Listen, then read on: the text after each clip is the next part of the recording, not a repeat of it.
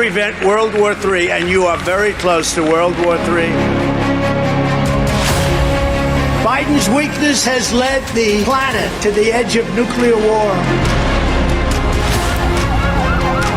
I will prevent World War III. I'm the only one that's going to do it. Welcome to GVS Deep Dive. I'm Najma Minhas. How does Donald Trump and the Nobel Peace Prize sound to you? Well, it might sound like a headline from The Onion, the famous US satirical news website. But here's the twist. He's actually now one of the top contenders for the prize. In fact, betting markets place his chances higher than any other activist, diplomat, or world leader this year. Nearly 20% of the winners in the last 50 years have been awarded their Nobel Peace Prize due to their involvement in the peace processes or by securing a peace agreement between warring nations. He wouldn't be the first United States president to get it either. Theodore Roosevelt got this in 1906 by ending the Russian-Japanese War at the time. Later, President Woodrow Wilson, got this in 1919 for setting up the League of Nations, which was the precursor to the United Nations. In 2001, Jimmy Carter got it for his endless, tireless work on peace during the former 2 decades before that. And in 2009, President Barack Obama got the Peace Prize, and everybody was shocked because nobody had a clue why he got this prize. In fact, he himself had no reason, and he said it was given in anticipation for a call to action. Former Secretary to the Norwegian Nobel Council, Geir Landestad, told the Associated Press in 2015 that the decision to give the award to him didn't achieve what the committee had hoped for. Donald Trump is obsessed with getting this prize. He's mentioned the award dozens of times during interviews, speeches, and campaign rallies. And this dates back to his first term. And he's whined about it many occasions. He said he deserves it, but he won't. In his latest social media post on this issue, he said that he'd be overlooked for whatever the reason. No matter what, he says. He won't get the Nobel Peace Prize. I won't get a Nobel Peace Prize for stopping the war between India and Pakistan. I won't get a Nobel Peace Prize for stopping the war between Serbia and Kosovo. I won't get the Nobel Peace Prize for keeping peace between Egypt and Ethiopia. I won't get a Nobel Peace Prize for doing the Abraham Accords in the Middle East. No, I won't get a Nobel Peace Prize no matter what I do, including Russia or Ukraine and Israel or Iran. They will never give me a Nobel Peace Prize, he is said to have said during a meeting with Prime Minister Benjamin Netanyahu in the Oval Office in February. It's too bad. I deserve it, but they will never give it to me. So what has changed? Why are people suddenly talking about Trump and the Nobel Peace Prize? And what are the odds that he might actually get it? Even rename it the Trump Peace Prize. Did you hear those? What do you think of that? Well, they should give me the Nobel Prize for Rwanda and if you look the Congo, or you could say Serbia, Kosovo, and there's India and Pakistan. They won't give me a Nobel Peace Prize because they only give it to liberals. This isn't Trump's first brush with the Nobel Peace Prize buzz. Back in 2020, he was nominated for the Abrahamic Accords. His administration's pushed to normalize relationship between the UAE, Bahrain, and Israel. The far-right Norwegian politician Christian Gedje also nominated Trump for his efforts to bring reconciliation between North and South Korea. The same year, the Swedish MP Magnus Jacobsson nominated Trump for brokering a deal to normalize relations between Serbia and Kosovo. But those nominations fizzled out. The world was basically too divided, and the committee just wouldn't buy into it. Now fast forward to 2025, and Trump's back in the White House. Suddenly there's a plethora of people who now want to nominate Trump for the Nobel Peace Prize. Now, is it because they believe he deserves it? Or, as the Wall Street Journal put it recently, they wrote quite cynically saying they think it's flattery and a way to win him over. After all, the UK Prime Minister Keith Starmer, has organized for Trump during his visit to the United Kingdom to open up his golf course, to stay over at the Windsor Castle with King Charles. Maybe the Europeans are hoping they can persuade the Norwegians to give Trump this Peace Prize so that he might do more of their bidding. In July, when African leaders, all the different heads of state, were gathered at a summit in the White House, a reporter asked them what they thought about giving Trump the Nobel Peace Prize. And of course, they were sitting there right next to him. What were they going to say except to say, yes, we think this is a great idea. Donald Trump, of course, lapped it up, and he said very excitedly, I didn't know I'd be treated this nicely. We could do this all day long. Multiple governments or individuals, including Pakistan's government and later Israel's Benjamin Netanyahu, have nominated Trump for the Nobel Peace Prize. That's right, Benjamin Netanyahu personally submitted a letter nominating Trump. The scene where he announced it to Donald Trump and Donald Trump's response in return is a classic one. I don't know if you've seen it, but please watch it on the screen. I want to present to you, Mr. President, the letter I sent to the Nobel Prize Committee.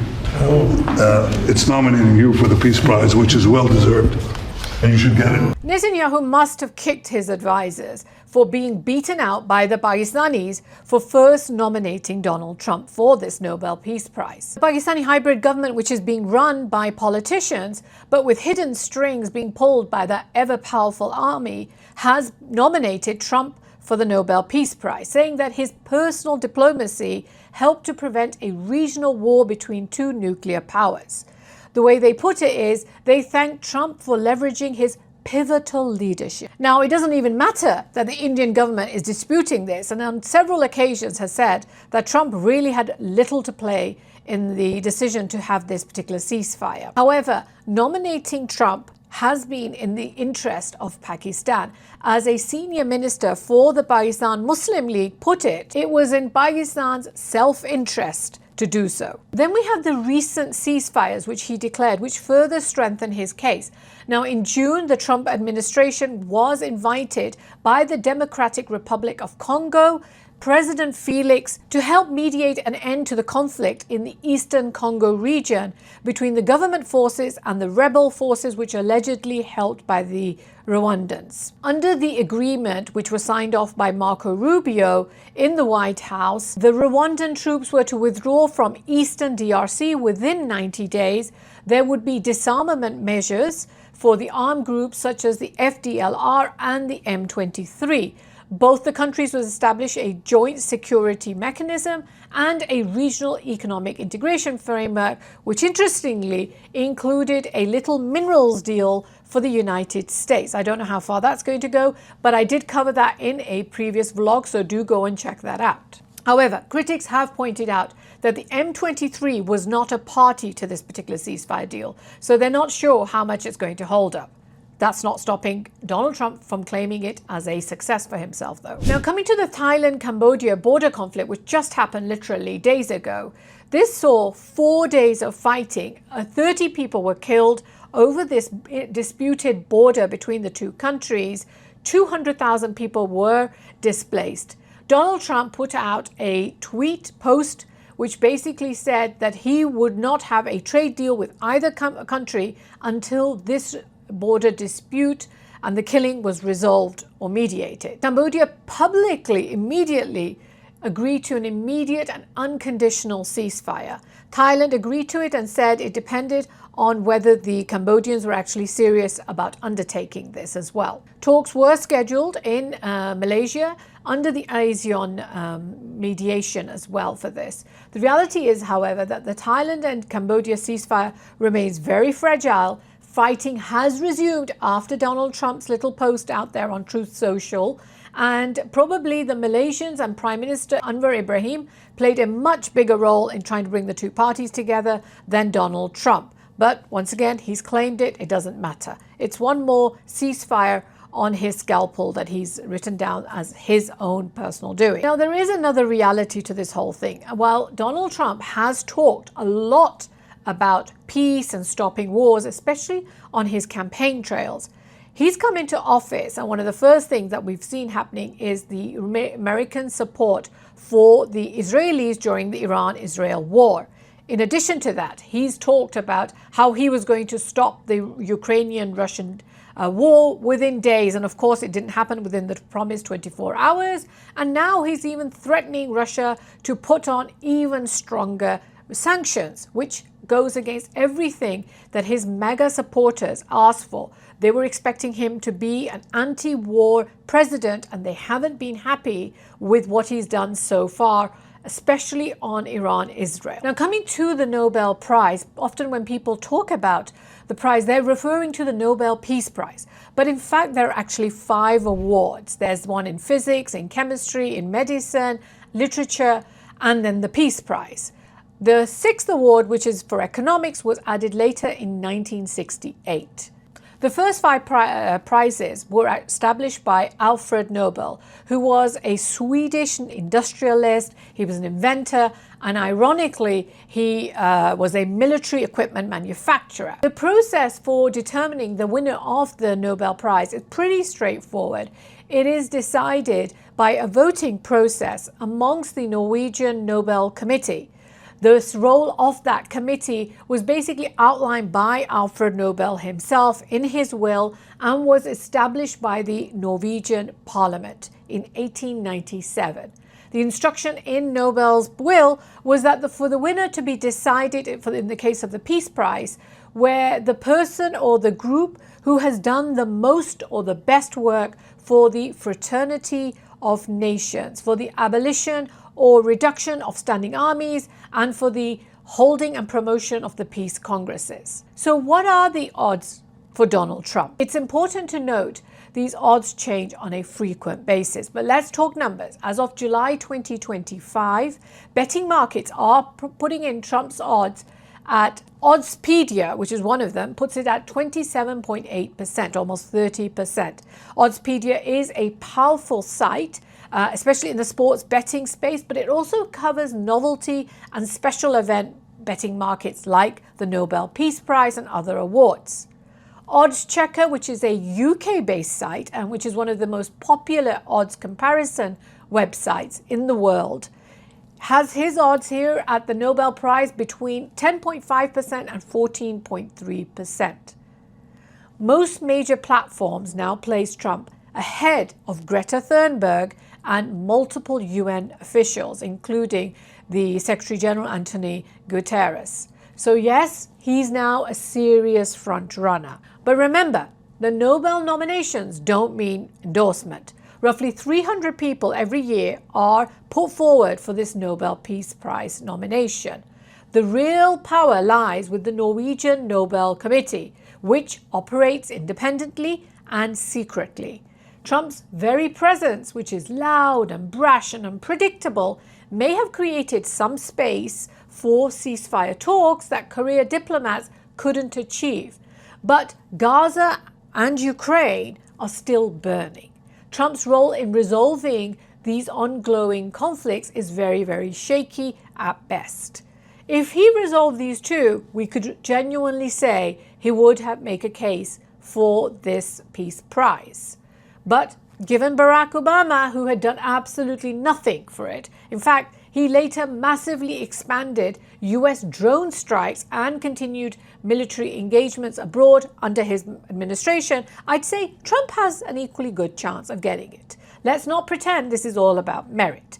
The Nobel Peace Prize has always been political and rarely has been based on work done for peace. These prizes aren't just for ending conflicts. They were often symbolic, signals to the world. Some critics say giving Trump would actually cheapen that legacy. However, others, especially Donald Trump supporters, argue that it would really reflect modern diplomacy, which is messy, it's transactional, but sometimes it's actually effective. Anyway, it can't get much cheaper than when you gave the Nobel Peace Prize in 1973 to Henry Kissinger for supposedly ending the Vietnam War and bringing peace in that region. In 2025, the Nobel Peace Prize will be announced this October.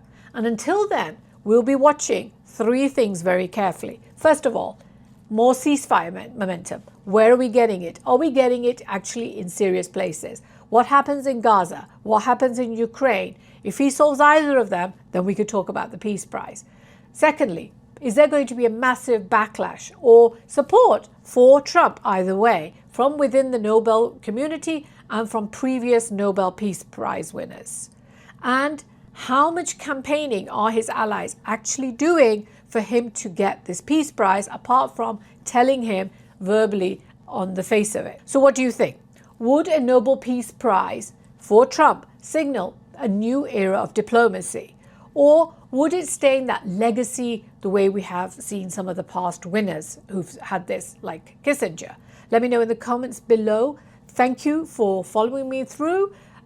Do give me your thoughts and have a fantastic day again. Do keep following my videos for other topics that you find interesting, and do tell me what you are interested in hearing more about. Thank you very much.